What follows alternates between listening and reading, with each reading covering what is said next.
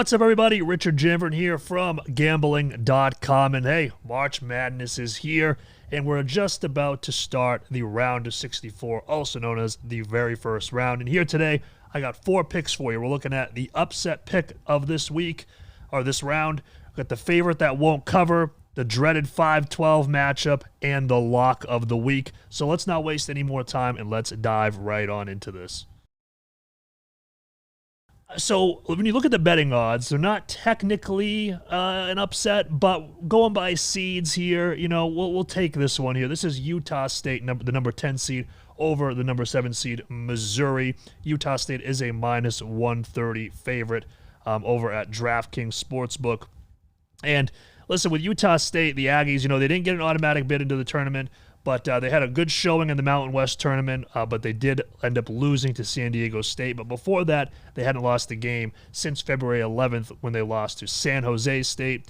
On defense, they rank 173rd in the nation. They allow 70 points a game. And on offense, they're a lot better, though.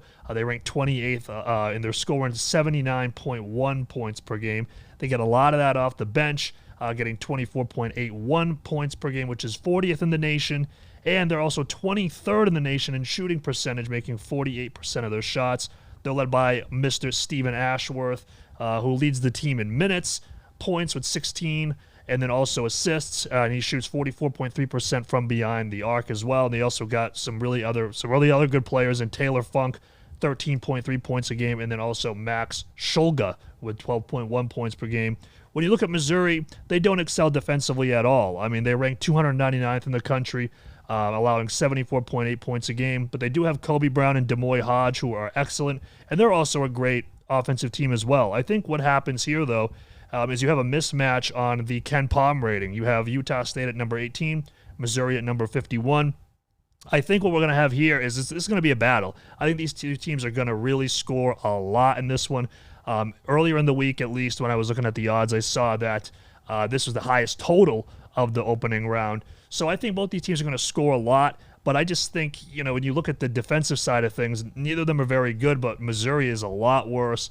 In Utah State, they get contributions from all over the place, and I think that they upset Missouri as a 10 seed here and move on to the round of 32. So now we're going to be looking at number 14, Montana State. We're going to be taking them plus 8.5. I saw that over at PointsBet over number 3, Kansas State. I will say this before we get into it, though. I do think Kansas State wins the game, but I don't think they cover because, you know, Montana State, they're on an 8-game winning streak. They're a very defensively based team, allowing only 66.3 points per game, which is 70th in the country. They're 78th in defensive efficiency.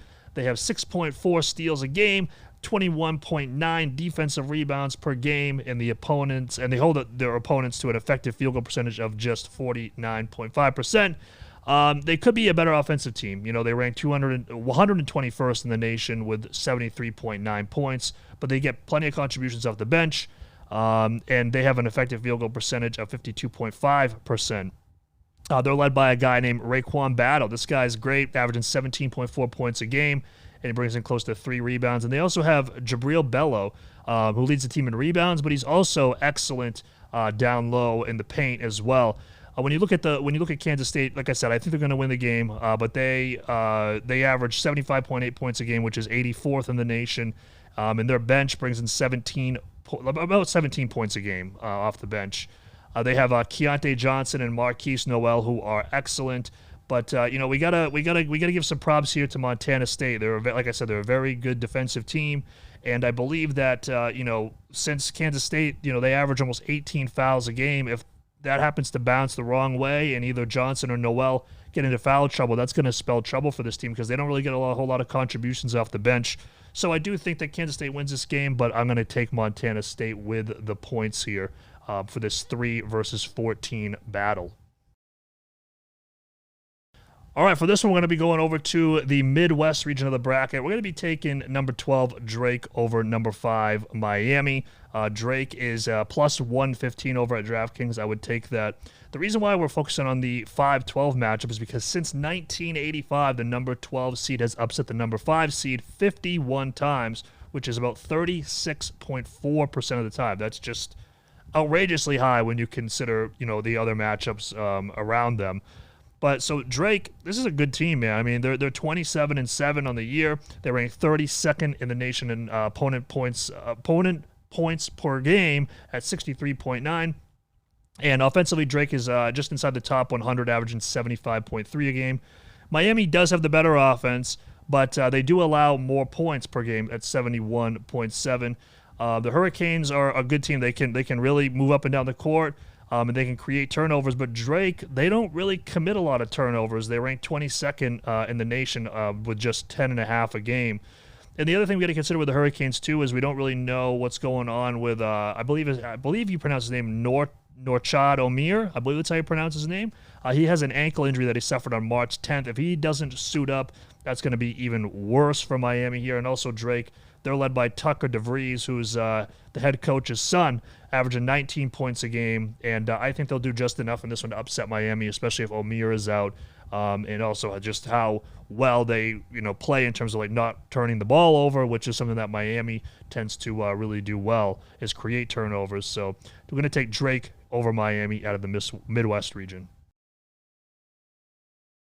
This one, hey, we'll take this one while we can here in the round of 64, but I absolutely am taking Houston minus 19.5 over Northern Kentucky.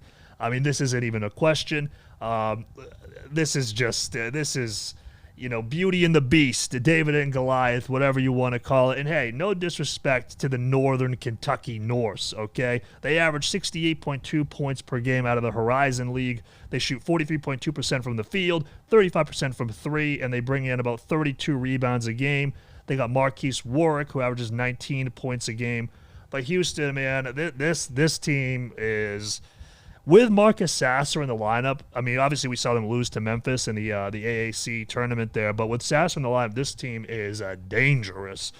Sasser averages 17.1 points a game, 2.8 rebounds, 3 assists, 1.7 steals, and he shoots 43.9% from the field, 84% from the free throw line, and 38.3% from three-point range. Houston against Quad 1 teams. Now remember, Quad 1 teams, not Northern Kentucky out of the Horizon League, okay? They're 7-2.